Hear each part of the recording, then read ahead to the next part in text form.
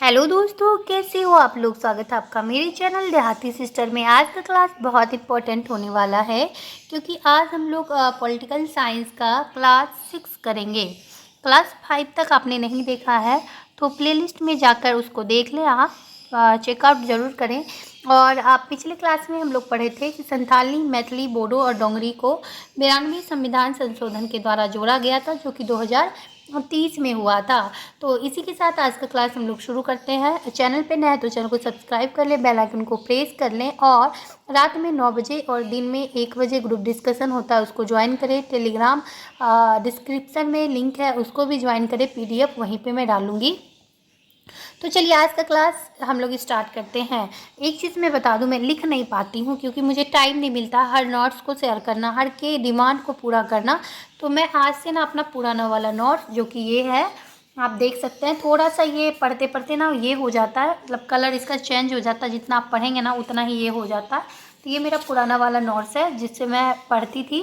पहले मैं लिख के शेयर करती थी इस तरह से, लेकिन आज से मैं इसी में आपको शेयर करूंगी। यहाँ तो क्लास 5 है लेकिन हम लोग देखें यहाँ तक पढ़े हैं, तो इसके बाद हम लोग यहाँ से पढ़ेंगे। आप लोग का क्लास ये 6 होगा। तो चलिए आज का क्लास हम लोग शुरू करते हैं।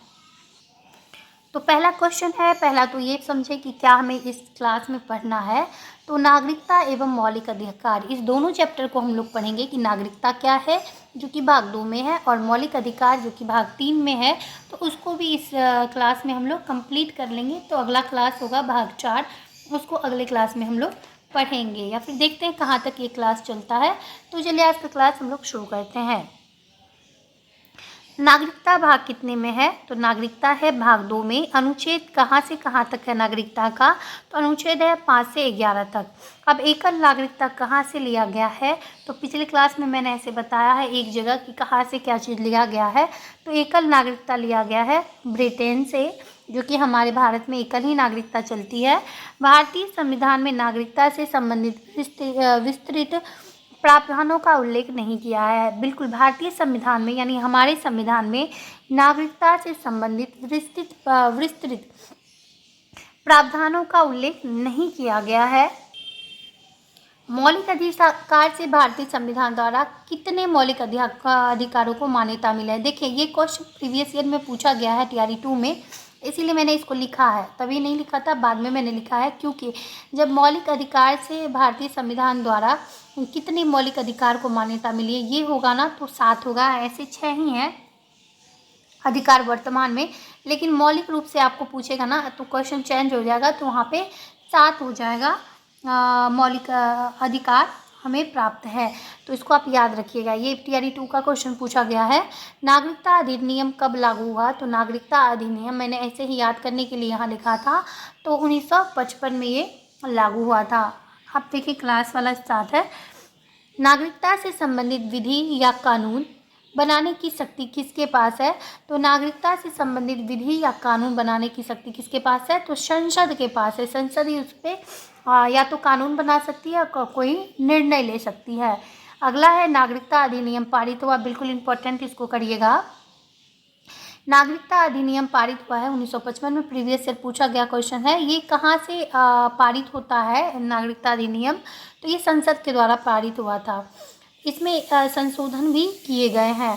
नागरिकता किस आधार पर हमें मिलती है? तो जन्म के आधार पर मिलती है, वंश के आधार पर मिलती है, देशीयकरण के आधार पर मिलती है, पंजीकरण के अधिकार पर मिलती है, क्षेत्र विस्तार के द्वारा मिलती है। नागरिकता की समाप्ति कैसे होगी तो उसको पढ़े। कैसे मिला वो देखा हमने, अब कैसे समाप्ति होती है वो देखेंगे। तो पहला, नागरिकता का परित्याग। अगर आप नागरिकता को छोड़ देते हैं ना, उसका त्याग कर देते हैं अपने मन से, तो आपकी नागरिकता समाप्त हो जाएगी। दूसरा है नागरिकता की समाप्ति। हाँ बिल्कुल, अगर सरकार आपके नागरिकता की समाप्ति कर दे तो भी वो समाप्त हो जाएगा। अगला है नागरिकता से वंचित किया जाना। बिल्कुल, अगर आप अभी भारत में या कुछ दिनों के लिए आप विदेश चले गए, तो आपका जैसे 5-10 साल आप रह गए वहाँ पे, तो आपको नागरिकता से वंचित कर दिया जाएगा, यानी हटा दिया जाएगा।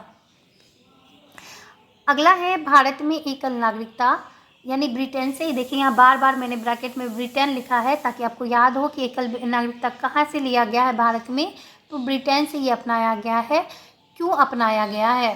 अमेरिका में दोहरी नागरिकता है, लेकिन भारत में एकल नागरिकता है। अब ये कहाँ से लिया गया है? तो ब्रिटेन में। आपको ये भी पूछेगा ब्रिटेन में कैसी नागरिकता है, तो एकल नागरिकता है, यानी एक ही नागरिकता आपको या तो भारत में रहना पड़ेगा या फिर अदर देश में।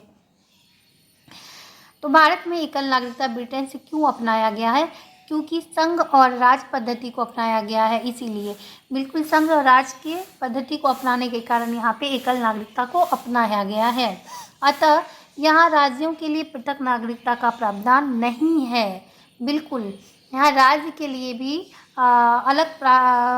अलग नागरिकता का प्रावधान नहीं है। इससे लोगों के बीच क्या होता है? भाईचारा बना रहता है, एकता को बढ़ाने का प्रयास किया जाता है, यानी एकता को इसमें बढ़ाया जाता है, भाईचारे को भी इसमें बढ़ाया जाता है। अगला हम लोग भाग 3 पढ़ेंगे। भाग 3 में है मौलिक अधिकार। भाग 3 बहुत इंपॉर्टेंट है, मौलिक अधिकार।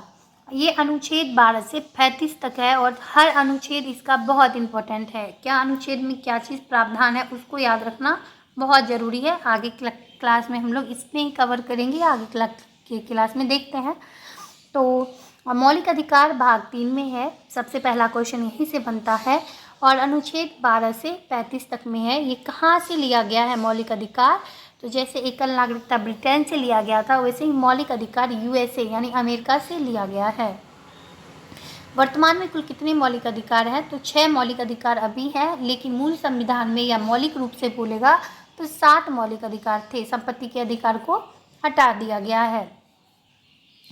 6 मौलिक अधिकार है। संविधान लागू के समय कितना था? तो 7 था। वही चीज़ जो मैंने बताया वही चीज़ यहाँ लिखा है। उसके बाद है 1978 में संपत्ति के अधिकार को 44वें संविधान संशोधन। देखिए, एक क्वेश्चन आपको यहाँ याद करना पड़ेगा कि 42वां संविधान संशोधन जो हुआ था ना 1976 में हुआ था और 44वां संविधान संशोधन 1978 में हुआ है। 42वां संविधान संशोधन में को लघु संविधान भी बोलते हैं। इसमें कुछ शब्दों को जोड़ा गया है जिसे आपको याद रखना चाहिए। 42वां संविधान को लघु संविधान बोलते हैं और फिर इसमें 3 शब्दों को जोड़ा गया था, समाजवादी, पंथनिरपेक्ष और अखंडता। ये तीनों शब्द को फिर से एक बार सुन लें। समाजवादी, पंथनिरपेक्ष और अखंडता शब्द को 42वां संविधान संशोधन के द्वारा जोड़ा गया था। और वहीं पे 44वें संविधान संशोधन में, जो कि 2 साल बाद हुआ था 1978 में, उसमें क्या जोड़ा गया है? तो उसमें संपत्ति के अधिकार को हटाया गया है और बहुत चीज़ जोड़ा भी गया, आगे क्लास में हम लोग पढ़ेंगे। तो संविधान संशोधन से हटा दिया गया है संपत्ति के अधिकार को। कौन से संविधान संशोधन के द्वारा? तो 42वें संविधान संशोधन 1978 के द्वारा। इसमें आपको ऐसे भी क्वेश्चन पूछ सकता है कि किस संविधान संशोधन के द्वारा संपत्ति के अधिकार को हटाया गया? तो 44वें संविधान संशोधन के द्वारा। भी एक क्वेश्चन मेरे दिमाग में आया, मैं भूल गई। अगला है कि वर्तमान में संपत्ति का अधिकार क्या है? तो वर्तमान में संपत्ति का अधिकार कानूनी अधिकार है। बिल्कुल, कानूनी अधिकार है, जिसे विधि का अधिकार भी कहते हैं और इसे 300A या क में रखा गया है। संपत्ति के अधिकार को किस संविधान संशोधन में रखा गया? 300A अनुच्छेद में रखा गया। इसको भारतीय राष्ट्रीय कांग्रेस कराची अधिवेशन 1931 में सरदार वल्लभ भाई पटेल ने मौलिक अधिकार को पारित किया। अभी हम लोग ग्रुप डिस्कशन में कल भी ये क्वेश्चन किए हैं कि भारतीय राष्ट्रीय कांग्रेस के कराची अधिवेशन, जिसके अध्यक्ष कौन थे? सरदार वल्लभ भाई पटेल थे। 1931 का ये अधिवेशन था और इसमें ये पारित हुआ था मौलिक अधिकार का प्रस्ताव, इसी में पारित हुआ था। मौलिक अधिकार कहाँ से लिया गया है? तो यूएसए यानी अमेरिका से लिया गया है। अभी वर्तमान में कितने हैं? तो 6 हैं। पहले कितने थे? मूल संविधान में कितने थे? या फिर मौलिक रूप से पूछेगा तो 7 थे। एक भी लाइन को मिस मत करिएगा आप लोग, यहीं से क्वेश्चन बनता है, यहाँ से भी बनता है। आपको लगता है यहाँ से पढ़ लूँगा तो ये हो जाएगा, ऐसा नहीं, पूरा पढ़ना पड़ता है। अगला है कि मौलिक अधिकार की रक्षा कितने में है? तो देखिए, 2 मौलिक अधिकार की रक्षा ना 2 तरह से होता है, एक सुप्रीम कोर्ट से, एक हाई कोर्ट से, दोनों से होता है। तो 32 वाला जो है वो सुप्रीम कोर्ट का है अनुच्छेद। सुप्रीम कोर्ट 32 अनुच्छेद के तहत मौलिक अधिकार की रक्षा करता है और वहीं पे हाई कोर्ट यानी उच्च न्यायालय, ये उच्चतम न्यायालय है अनुच्छेद 32 में, और उच्च न्यायालय जिसे हाई कोर्ट बोलते हैं उसका अनुच्छेद है 226 के द्वारा इसकी रक्षा की जाती है। अगला है मौलिक अधिकार की तुलना की गई है किससे? तो मौलिक अधिकार की तुलना की गई है मैग्ना कार्टा यानी अधिकार पत्र से की गई है। ये किसका है? तो मौलिक अधिकार की तुलना अमेरिका के अधिकार पत्र यानी अमेरिका के मैग्ना कार्टा से की गई है। अगला है कि समता का अधिकार किस अनुच्छेद से किस अनुच्छेद तक है? तो 14 से 18 में है। स्वतंत्रता का अधिकार 19 से 22 में है। हर को याद रखिएगा आप लोग। शोषण के विरुद्ध अधिकार 23 से 24 के बीच में है। धार्मिक स्वतंत्रता का अधिकार 25 से 28 में है।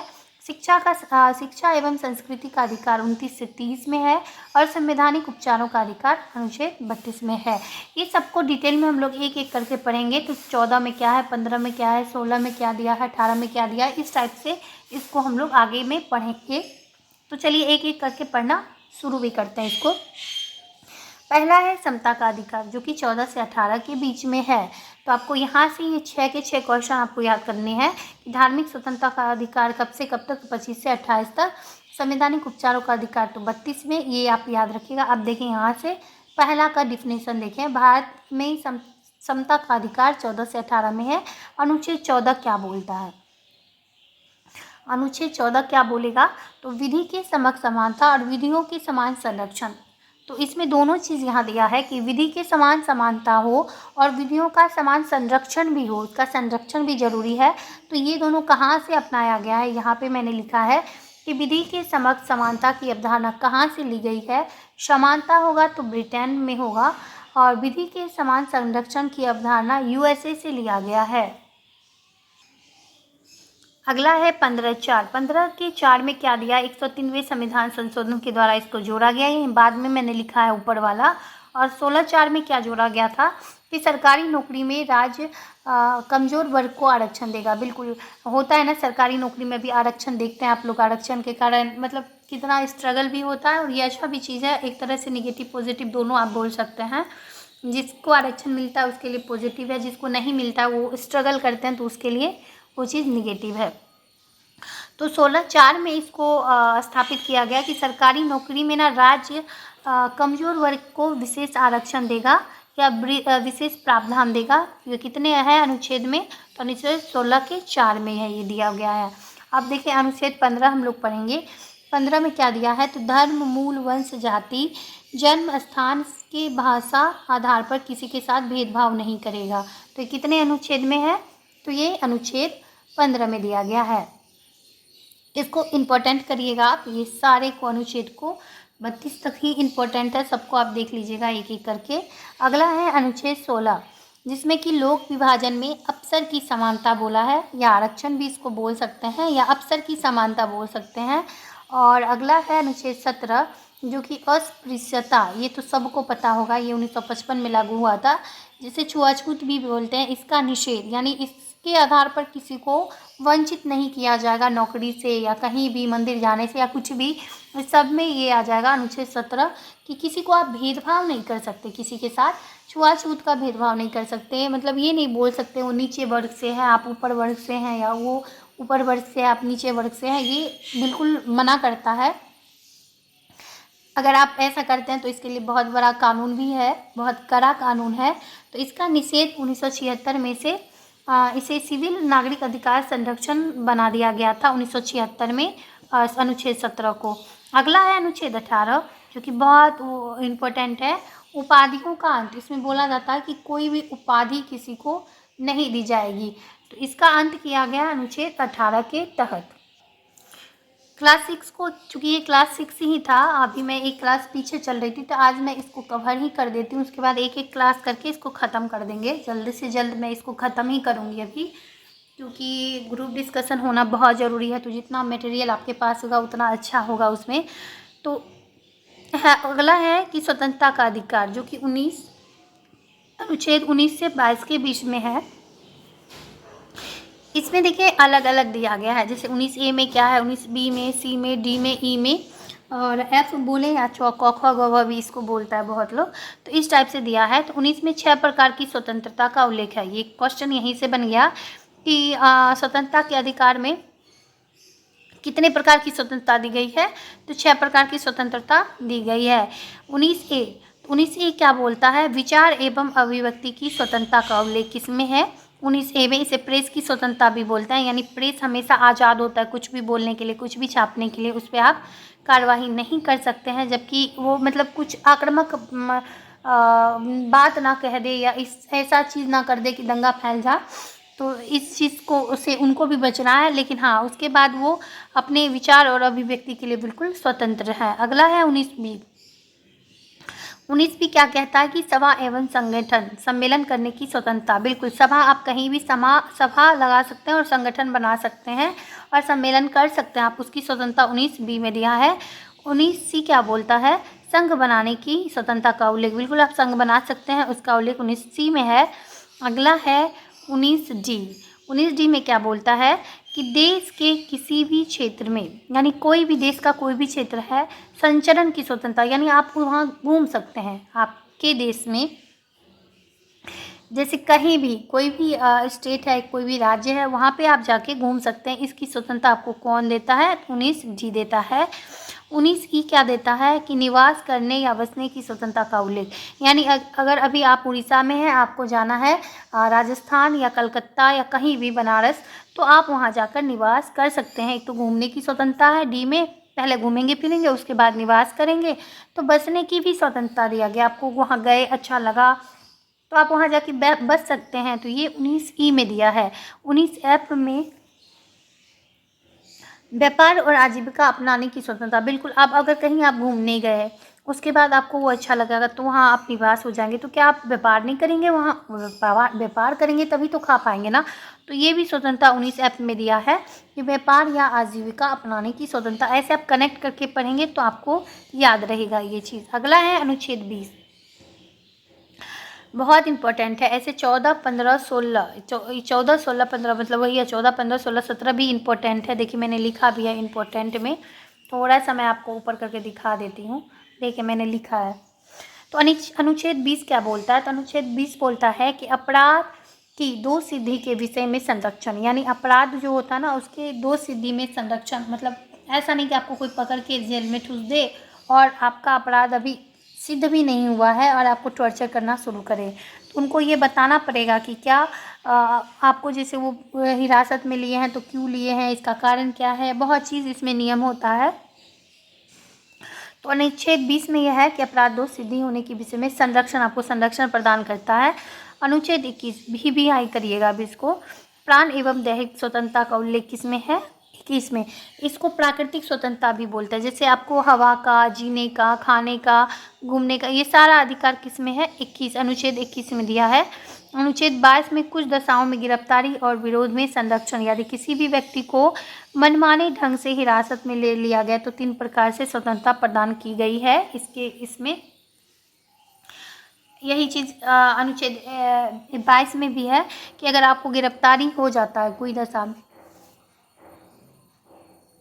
तो उसको ना संरक्षण के लिए 3 प्रकार के बात कही गई है कि जैसे पहला, हिरासत में लेने का कारण बताना। आप अगर किसी को ऐसे ही जाके हिरासत में लेंगे ना तो बिल्कुल नहीं। अभी जनता जागरूक है, सबको नियम पता है, तो वो उसको पहले रीज़न बताइए कि आपने उसको क्यों पकड़ा है। दूसरा है कि 24 घंटे के अंदर दंड अधिकारी के सामने पेश करना, यानी कि न्यायाधीश के आगे आप उसको पेश करिए। ऐसा नहीं कि उसको पकड़ के आप टॉर्चर किए जा रहे हैं, 4 दिन 5 दिन पहले जेल में टॉर्चर करेंगे, कुछ रिपोर्ट तैयार कर लेंगे, उसके बाद उसको मजिस्ट्रेट के पास ले जाएंगे, तो ऐसा बिल्कुल नहीं है नियम।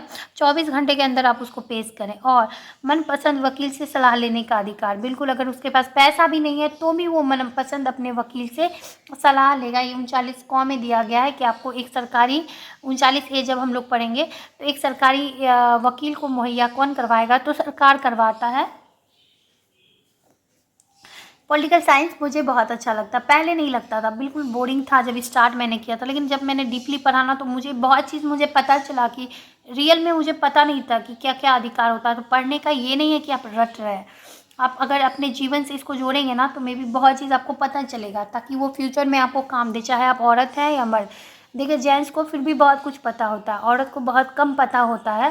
तो आप इसको अपने जीवन से कनेक्ट करके पढ़ना चाहें तो पढ़ें, तभी आप याद भी रख पाएंगे और जीवन में इसका फ़ायदा भी आपको होगा। अगला है 21 का कौ। ये ना राज्य को क्या बोलता है, 6 से 14 वर्ष के समस्त बच्चों को प्रारंभिक शिक्षा उपलब्ध कराएगा। 21 कौ के अंतर्गत ये किस संविधान संशोधन के द्वारा जोड़ा गया, तो ये 46वें संविधान संशोधन के द्वारा 2002 में जोड़ा गया। ये प्रीवियस ईयर क्वेश्चन है, पूछा गया क्वेश्चन है, इसको आप स्किप मत करिएगा, ये BBI इम्पोर्टेंट क्वेश्चन है। आगे मैं और बताऊंगी कौन सा क्वेश्चन प्रीवियस ईयर में पूछा गया है, तो आप उसको याद रखिएगा। अगला है शोषण के विरुद्ध अधिकार। ये अनुच्छेद 23 से 24 में दिया गया है, शोषण के विरुद्ध अधिकार, जो कि अनुच्छेद 23 में क्या बोलता है कि मानव के क्रय विक्रय एवं बेकार पर रोक लगाना, यानी जबरदस्ती श्रम का निषेध। यानी कि आप किसी मानव का क्रय विक्रय यानी खरीद बेच नहीं सकते। जैसे पहले के ज़माने में नहीं होता था, किसी को खरीद के ले आए, काम करवाए, इस टाइप से होता था, कोई किसी को बेच देता था। ये निषेध है, ये शोषण है, ये शोषण नहीं करना है आपको। शोषण के विरुद्ध अधिकार ये अनुच्छेद 23 में दिया गया है। अगर आप ऐसा करते हैं तो आपके लिए बहुत बड़ा दंड का प्रावधान सरकार मतलब संविधान हमारा करके बैठा है। अगला है अनुच्छेद 24 बाल श्रम निषेध। 14 वर्ष से कम आयु के बच्चों को कर कारखाने या खतरनाक जगह से नौकरी से निषेध। बिल्कुल अनुच्छेद 24 क्या बोलता है कि 14 वर्ष से कम बालक को आप अगर कारखाना से पे जहाँ पे कि जानलेवा काम होता है कि उनका जान भी जा सकता है, जहाँ खतरनाक काम होता है वहाँ पे आप नहीं रख सकते हैं। अगर आप ऐसा करते हैं तो आपको दंड भोगना पड़ सकता है। देखिए अगला क्या है, जैसे कि मैंने बताया था सुप्रीम कोर्ट के लिए मौलिक अधिकार के लिए 32 अनुच्छेद और हाई कोर्ट के लिए 226 में ऐसे लिखी थी, मुझे याद नहीं हो रहा था तब। संविधान की रक्षा है, संविधान वर्णन नहीं है उपयम, मतलब उपयम का पद जो है ना वो संविधान में वर्णन नहीं है, वो तो पदेन अध्यक्ष होते हैं ना।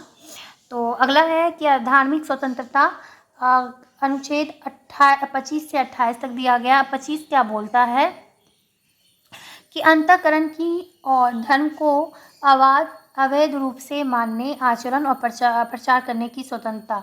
बिल्कुल जैसे अंतरात्मा की आवाज़ भी आप बोल सकते हैं इसको।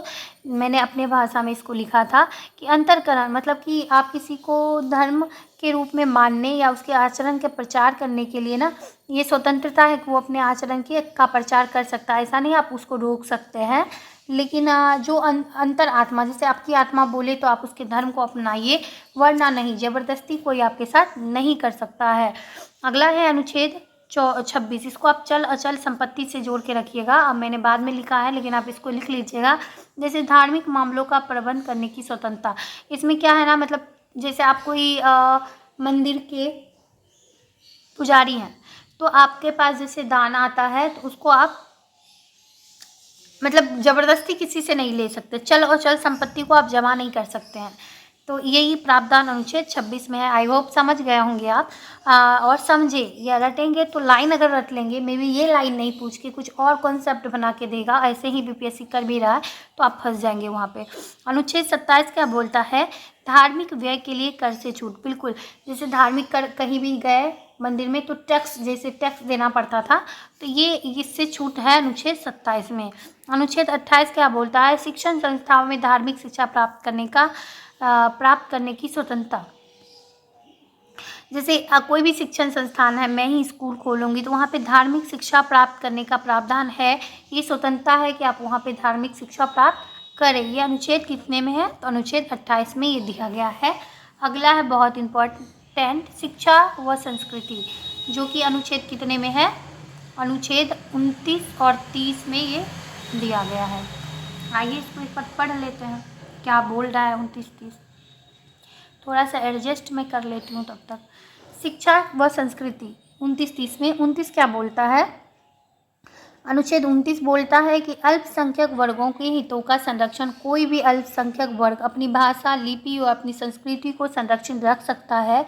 भाषा, जाति, धर्म के आधार पर किसी भी स्कूल, सरकारी शैक्षणिक संस्थाओं में प्रवेश से नहीं रोका जाएगा। बस एक लाइन में आप इसको समझें कि अनुच्छेद 29 क्या बोलता है कि आप किसी भी बच्चों को उसकी भाषा, जाति या धर्म के आधार पर स्कूल में आने से रोक नहीं सकते। यहाँ जहाँ भी शिक्षा दी जाती है ना वहाँ पे आप उसको नहीं रोक सकते। अगर आप ऐसा करते हैं तो आपको कानून दंड दे सकता है। अनुच्छेद 30 क्या बोलता है कि शिक्षा संस्थाओं की स्थापना और प्रशासन का अल्पसंख्यक वर्गों का अधिकार। बिल्कुल मतलब आप जैसे कोई शिक्षा संस्थान खोल सकते हैं, उसके लिए सरकार आपकी मदद भी करती है। यहाँ पे देखें, यहाँ भी वही दिया है, कोई भी अल्पसंख्यक वर्ग अपनी पसंद का शैक्षणिक संस्थान चला सकता है, सरकार उसे अनुदान देने से इसे भेदभाव नहीं करेगी। मतलब ये सरकार के लिए, जैसे मैं अगर हिंदू ना हो के मुस्लिम हूँ और मुझे एक स्कूल खोलना है, तो ऐसा नहीं है कि हिंदू को अनुदान मिलेगा, मुस्लिम को नहीं, मुस्लिम को मिलेगा, हिंदू को नहीं, सबको सरकार उसको साथ लेके चलेगी और उसके लिए उसका पसंद का शैक्षणिक संस्थान खोलने में उसकी मदद करेगी और वहाँ पे शिक्षा मुहैया करवाने के लिए उसको अनुदान भी देगी। मतलब बहुत सारा होता है ना कि कस्बा वाला अनुदान वाला चलता है संस्था, तो वो अनुदान भी सरकार भी उसमें देगी। अगला है संवैधानिक उपचार, जो कि अनुच्छेद 32 में है। और अनुच्छेद 32 बहुत इंपॉर्टेंट है। आज की क्लास इसी के साथ समाप्त भी कर देंगे हम लोग। तो डॉक्टर भीमराव अंबेडकर ने संविधान का हृदय और आत्मा की संज्ञा दी है किसे? अनुच्छेद 32 को। तो अनुच्छेद 32 क्या है?